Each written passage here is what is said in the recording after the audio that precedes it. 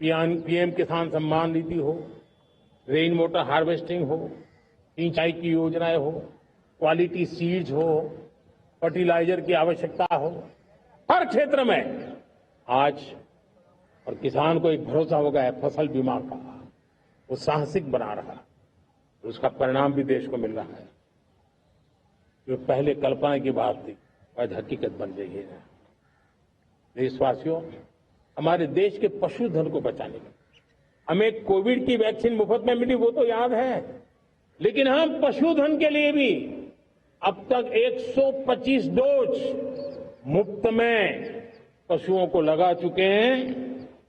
Foot and mouth disease से मुक्ति पाने के लिए जो हमारा यहां उत्तर भारत में उसे खुरपका मुंहपका बीमारी कहते हैं, उसे बचाने के लिए 125 करोड़ डोज हम लगा चुके हैं और मुफ्त में लगा चुके हैं।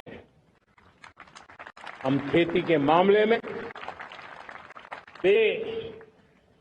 वो जिले जहां के किसान रह गए, किसी न किसी कारण से 100 जिले ऐसे हैं जहां अपेक्षाकृत कम खेती है। 100 जिले आइडेंटिफाई किए हैं पूरे देश में से, और वहां के किसानों को एम्पावर करना, किसानों को शक्ति देना, किसानों को मदद करने का एक अभियान चलाया है। और इसके लिए धनधान्य कृषि योजना का आरंभ किया है। पीएम धनधान्य कृषि योजना वो देश के 100 जिले किसी भी मदद कर देंगे तो वहां का किसान भी हर अन्य किसानों की बराबरी कर देगा।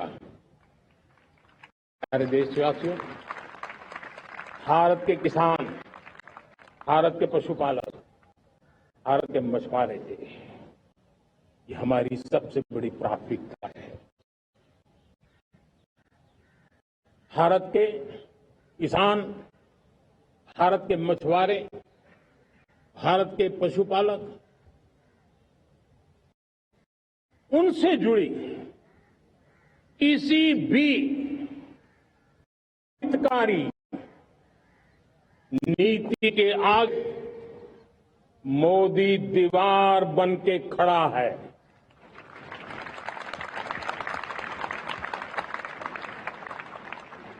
भारत अपने किसानों, अपने पशुपालकों, अपने मछुआरों के संबंध में कभी भी कोई समझौता नहीं स्वीकार करेगा।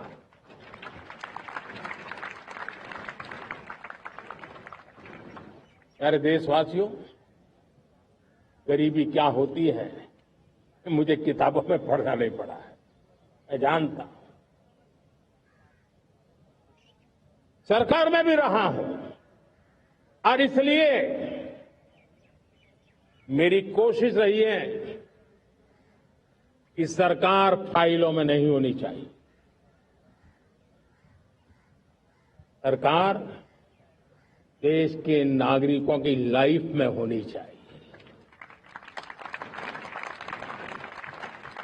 दलित हो, पीड़ित हो, शोषित हो, वंचित हो,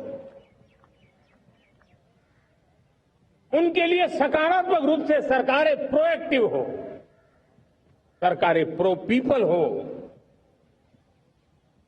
उस दिशा में हम निरंतर प्रयास कर रहे हैं। समाज के हर जरूरत व्यक्ति के लिए कुछ लोगों को लगता है कि सरकार की योजनाएं पहले भी आती थी। जी नहीं, हम सरकार की योजनाओं को जमीन पर उतार रहे हैं, सैचुरेशन पर बल देते हैं और सामाजिक न्याय का अगर कोई सच्चा एजुकेशन है तो सैचुरेशन में है, जिसमें कोई हकदार छूटे नहीं, हकदार के घर तक सरकार जाए और उसे अपना हक की चीजें मिले, उसके लिए हम काम कर रहे हैं। जनधन अकाउंट जब खोले गए ना, वो सिर्फ बैंक का अकाउंट था ऐसा नहीं है, उसे एक स्वाभिमान मिला था कि बैंक के दरवाजे मेरे लिए भी खुलते हैं, मैं भी बैंक के दरवाजे में जाकर के टेबल पे हाथ रख करके बात कर सकता हूं। ये विश्वास हमने जगाया है। आयुष्मान भारत ने बीमारी को सहने की आदत से मुक्ति दिलाने का और उनको अच्छे स्वास्थ्य के लिए मदद करने का काम और जब हम वरिष्ठ नागरिकों को 5 लाख रुपए से ज्यादा मदद कर करके उनके आरोग्य की चिंता करते हैं, आज पीएम आवास 4 करोड़ गरीबों को घर मिलना मतलब जिंदगी के नए सपने वहां बसते हैं। वो सिर्फ 4 दीवारें नहीं है दोस्तों। रेहड़ी पटरी वालों के लिए पीएम स्वनिधि योजना, जो कभी प्याज के चक्कर में फंसा रहता था, आज पीएम स्वनिधि से रेहड़ी पटरी वाला भी, और आपने देखा वो यूपीआई से पैसे लेता है, यूपीआई से पैसे देता है। ये बदलाव आखिरी व्यक्ति तक चिंता लोगों की लाइफ में सरकार होनी चाहिए। उसी के कारण ये जमीन से जुड़ी योजनाएं बनती हैं और जमीन से जुड़ी योजनाएं जमीन पर उतरती हैं और जमीन से उतरी हुई योजनाएं जीवन में बदलाव लाने का एक सशक्त माध्यम बन जाती हैं। एक समय था गरीब हो, पीड़ित हो, आदिवासी हो, वंचित हो, दिव्यांग हो, हमारी विधवा माताएं बहनें हो, अपने हक के लिए दर दर भटकते रहते थे। सरकारी दफ्तरों में चक्कर लगाते लगाते जिंदगी पूरी हो जाती। आज सरकार आपके दरवाजे पर आती है, सैचुरेशन के अप्रोच को लेकर के आती है। करोड़ों लाभार्थियों को सरकारी योजनाओं का लाभ मिल रहा है। डायरेक्ट बेनिफिट ट्रांसफर एक बहुत बड़ा क्रांतिकारी काम हुआ है। साथियों, गरीबी हटाओ के नारे देश ने बहुत सुने हैं, लाल किले से भी सुने, और देश सुन सुन करके थक गया था और देश ने मान लिया था कि गरीबी हट नहीं सकती है।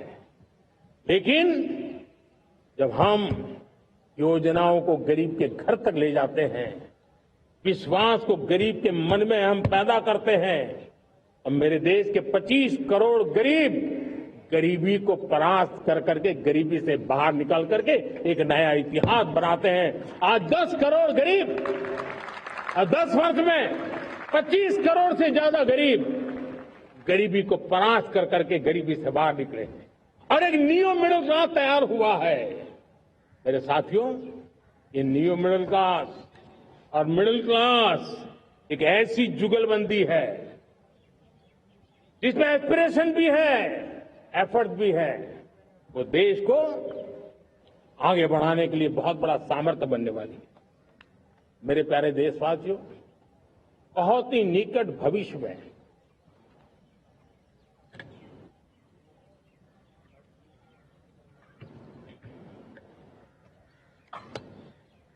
मेरे प्यारे देशवासियों, बहुत ही निकट भविष्य में महान समाज सुधारक महात्मा ज्योतिबा फुले जी की 200वीं जयंती आ रही है। हम उस जयंती के समारोह शुरू करने जा रहे हैं और महात्मा ज्योतिबा फुले के सिद्धांत, उन्होंने जो मंत्र दिए, उसमें हमारे लिए प्रेरणा है।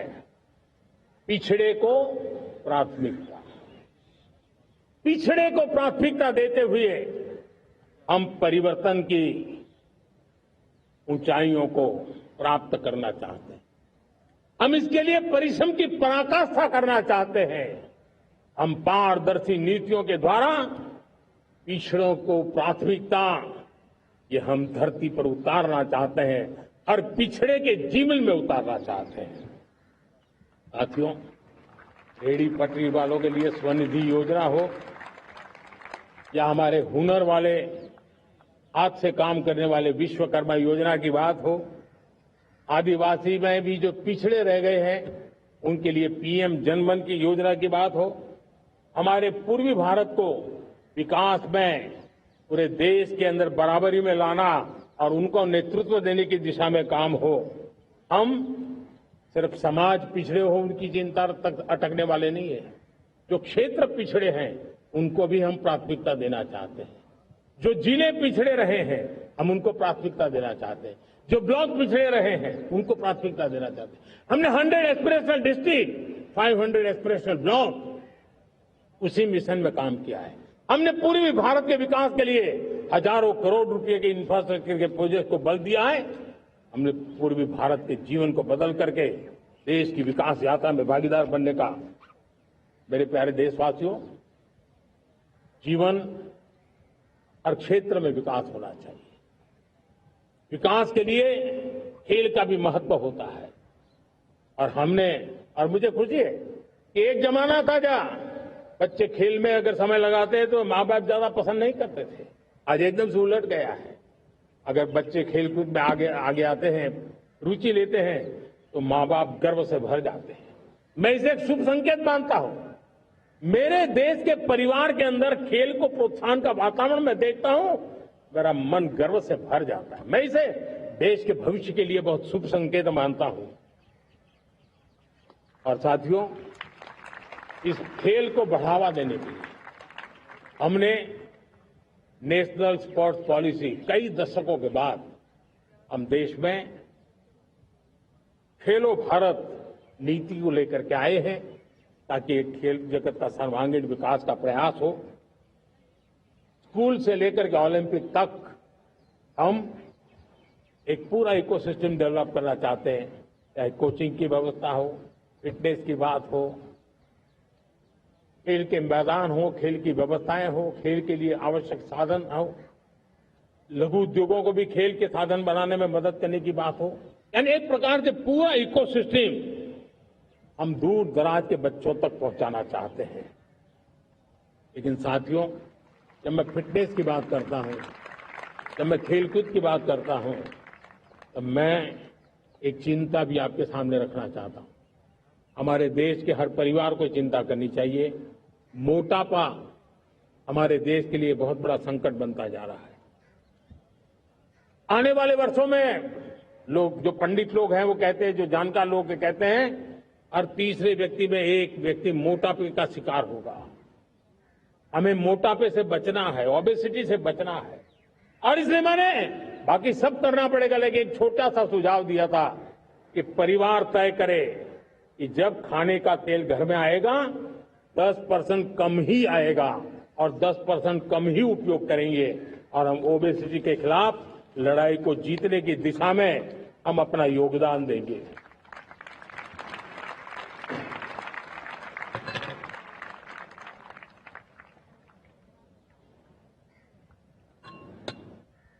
मेरे प्यारे देशवासियों, हमारा देश भाग्यवान है।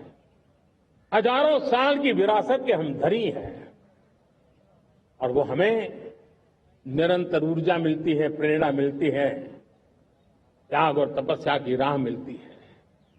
आज गुरु तेग बहादुर, यह वर्ष गुरु तेग बहादुर जी का 350वां शहीदी वर्ष है। देश की संस्कृति की रक्षा, भारत के मूल्यों की रक्षा के लिए उन्होंने अपना सब कुछ न्योछावर कर दिया। मैं आज उनको नमन करता हूं। साथियों, हमारी संस्कृति की ताकत हमारी विविधता है। हम विविधता को सेलिब्रेट करना चाहते हैं। हम विविधता को सेलिब्रेट करने की आदत बनाना चाहते हैं। यह हमारा गौरव है। ये हमारा भारत मां का ये बगीचा कितने विविध प्रकार के फूलों से सजा हुआ है, कितनी विविधताएं हैं। ये विविधता हमारे लिए एक बहुत बड़ा, हमारी विरासत है, बहुत बड़ा गौरव है। हमने प्रयागराज के महाकुंभ में देखा भारत की विविधता को कैसे जिया जाता है। एक स्थान पर करोड़ों लोग, एक ही भाव, एक ही प्राण, एक ही प्रयास, दुनिया के लिए बहुत बड़ा अजूबा है। महाकुंभ की वो सफलता भारत की एकता की, भारत के सामर्थ्य की दुहाई देती है। साथियों, हमारा देश भाषाओं की विविधता से बहुत ही भरा हुआ है, पुलकित है। और इसीलिए हमने मराठी, असमिया, बांग्ला, पाली, प्राकृत को क्लासिकल लैंग्वेज का दर्जा दिया है। और मेरा मत है हमारी भाषाएं जितनी विकसित होगी, हमारी सभी भाषाएं जितनी समृद्ध होगी, हमारे नॉलेज के सिस्टम को भी उतना ही बल मिलने वाला है। और हमारी वो ताकत है, आज जब डेटा का जमाना है ना, तो ये ताकत दुनिया के लिए भी बड़ी ताकत बन सकती है। इतना सामर्थ्य हमारी लैंग्वेज में। हमें हमारी सभी भाषाओं पर गर्व होना चाहिए। हमारी सभी भाषाओं के विकास के लिए हर किसी ने बनते हुए प्रयास करना चाहिए। साथियों, पांडुलिपि में हमारे ज्ञान के भंडार पड़े हैं, लेकिन उसके प्रति उदासीनता रही है।